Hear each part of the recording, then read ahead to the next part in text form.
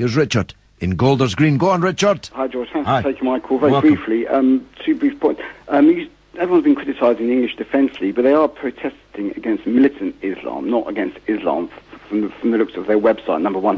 And number They were two, outside a mosque, of course. I don't think they were there today. If you look at the announcement on their website, I don't think it was them today. If you look on the news, it's something about the people against the Islamisation of Europe. And number two, about this Lancet figure for how many Muslims were killed in the Middle East. I mean, I'd like to see Not in the Middle East, in Iraq. I'd like to see a percentage of how many of those were killed by Muslim on Muslim violence, by Sunni Shia. The majority. Violence. The majority. Exactly. Yeah. Well, there you go. So they're not killed by Americans or the West. They're killed by their own people. But they were killed by their own people in the aftermath of a massive war and occupation by foreign forces. Well, you can't blame that.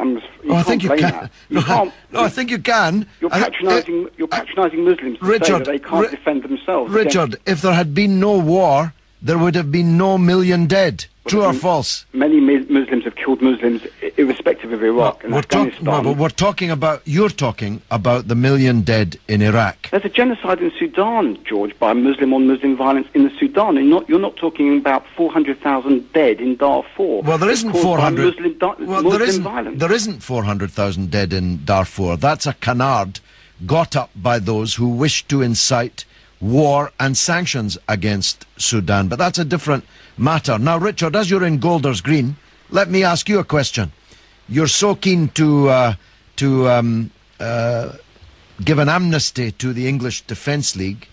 If the BNP, with their Nazi Holocaust-denying antecedents, were to turn up protesting outside a synagogue in Golders Green, would that be all right? Well, it wouldn't be. I don't think there would be any violence. I don't think, as you're suggesting, Jews would chase them down the street. No, I don't think Jews aren't... Jews wouldn't chase down the street.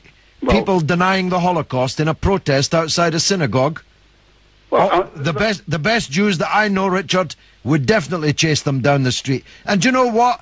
I think you would chase them down the street. The difference is you want one set of rules for some religions and a different set of rules for Muslims.